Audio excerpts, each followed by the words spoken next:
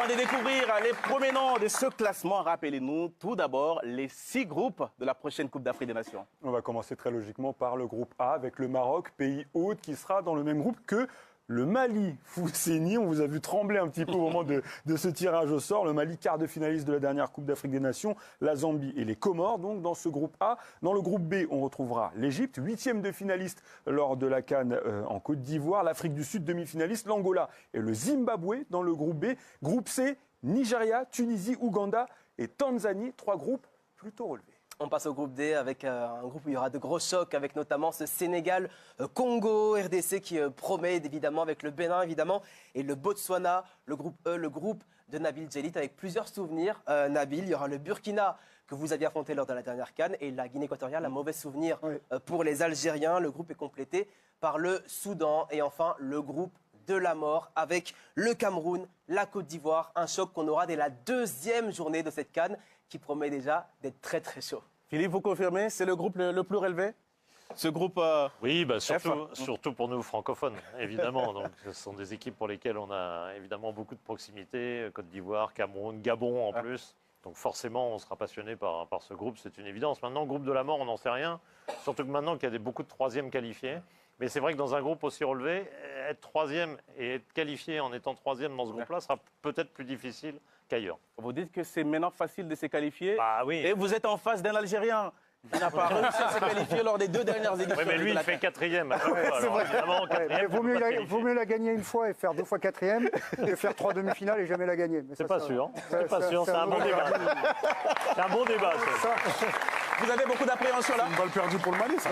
Non. Sur le groupe, là, je pense qu'on s'en sort pas. Enfin, l'Algérie, pour moi, s'en sort pas trop mal, puisque la Guinée équatoriale, c'est vrai que c'est un mauvais souvenir, mais on les a rencontrés très récemment en éliminatoire et on les a battus. Groupe de la mort, d'accord pour le F, mais moi, je crois qu'il y a un groupe qui est sous-coté, dont personne n'a beaucoup parlé jusqu'à présent. C'est Égypte, Afrique du Sud, Angola, très bonne à la dernière CAN, et Zimbabwe. Et vous, Samuel, quel est le groupe qui va le plus vous passionner? C'est le groupe du Cameroun quand même, Ah oui, assez logiquement. Mais voilà, mais groupe de la mort, j'ai un peu du mal parce que j'ai l'impression que dans tous ces groupes, chapeau 1, chapeau 2 sont quand même assez nettement au-dessus. Alors il y aura peut-être des surprises et plus encore, c'est qu'il y a des 3e qui se qualifient. Donc je dirais pas qu'il faut pour faire. Vous, c'est beaucoup plus homogène. Oui, je dis que les 2 premiers de chaque groupe se détachent quand même. Alors, je ne dirais pas qu'il faut faire exprès pour être éliminé, mais il faut quand même y mettre du sien. Comme l'Algérie lors des 2 dernières éditions de la CAN. Et il y a eu la Tunisie et le Ghana aussi qui ont été éliminés. Et vous, Fousseni? Il y a eu des surprises. Forcément, le groupe A, le groupe du Mali. Mais je ne vais pas trembler, contrairement à ce que me dit Christian, parce que le Mali a remporté son match d'ouverture en 1994 contre la Tunisie, a éliminé le Gabon en 2012 au Gabon. Éliminé aussi l'Afrique du Sud en 2013 en Afrique du Sud. Donc même pas peur. Et tout le monde se souvient du match d'ouverture, la CAN en Angola, le fameux 4 buts partout. Le Mali était mené 4-0, avait égalisé à 4-4. Donc le Mali sait se déplacer chez les pays hôtes et surtout faire de bonnes prestations. Donc j'espère que ils vont confirmer un petit peu ce qui s'est passé dans les éditions que j'ai citées. En tout cas, outre le groupe, nous sommes également en mesure de vous révéler les 9 stades qui accueilleront le match, et ce, dans 6 villes différentes. On va vous montrer la carte du Maroc pour que vous puissiez vous situer. On a 4 stades du côté de Rabat et 1 dans les autres villes, à Agadir, à Casablanca, à Marrakech, à Fès et à Tanger. C'est une première, en tout cas, Philippe, d'avoir 9 stades pour une Coupe d'Afrique des Nations. Oui, c'est une démonstration de force de la part du Maroc, de montrer qu'ils sont au-dessus des autres organisateurs. Alors pour vous placer ça sur la carte, on a commencé par le Nord, Tanger, qui est un stade qui sera à la Coupe du Monde, qui ira jusqu'en demi-finale, Fès, qui est le plus petit pour l'instant, mais il y aura des gros développements avant la Coupe du Monde. Marrakech, Casablanca, vous connaissez, c'est le vieux Mohamed V. Marrakech et Agadir sont deux stades relativement récents avec 45 000 spectateurs. Et puis la grande nouveauté, c'est à Rabat. Il y a le grand Moulay Abdellah avec 69 000 places et 3 autres stades tout neufs de 20 000 places qui égailleront forcément, évidemment, notamment le premier tour.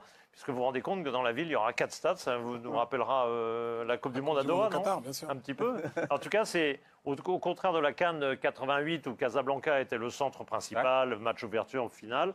Aujourd'hui, enfin 2025, c'est Rabat qui sera la ville phare de cette CAN. Avec le stade Prince Moulay Abdallah qui va abriter le match d'ouverture et la finale. Et la spécificité, la volonté affichée par le Maroc, c'est de ne pas faire jouer 2 matchs le même jour dans le même stade. Ouais, Ça, vous applaudissez? J'applaudis, ils ont les moyens. Mais Philippe a raison, c'est une démonstration de force. C'est-à-dire qu'ils ont déjà des vraies infrastructures, que ce soit pour le sport ou autre, pour accueillir les touristes qui vont venir pour cet événement. Et effectivement, d'habitude, on était obligé de jouer sur 2 stades. Alors, certains s'en plaignaient.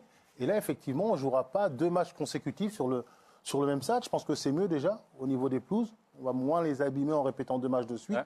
Et puis, ils ont envie d'afficher quelque chose, d'afficher leur force, que ce soit sur ces stades ou sur l'accueil pour toutes ces délégations. Et c'est vrai que le Maroc sait accueillir. Le Maroc, c'est vrai, c'est seulement sa 2e organisation d'une Coupe d'Afrique des Nations.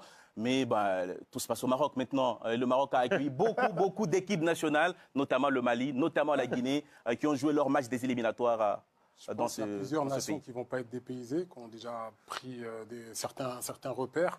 Les conditions d'entraînement, les conditions d'hébergement, les conditions d'accueil des supporters et des délégations exceptionnelles. Donc moi, la question, c'est toujours la même, celle que je me pose quand je vais à une Coupe d'Afrique. Avant tout, c'est une fête qui doit rassembler, qui doit être un spectacle.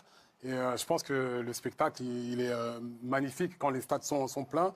Donc je ne sais pas si ça va être une bonne nouvelle de ne pas jouer dans le même stade, parce que je trouve que dans la continuité d'un match, se servir du public qui est déjà présent pour le second match, c'était aussi une force en Côte d'Ivoire. Ouais. Donc la question, c'est de savoir si au Maroc, le public va pouvoir remplir les différents stades, parce qu'ils sont quand même assez grands. Et on a vu les différentes CAN, les dernières expériences qu'on a eues, notamment en Égypte où les stades n'étaient pas pleins. Donc on espère vraiment qu'au Maroc, ça va déchaîner les foules.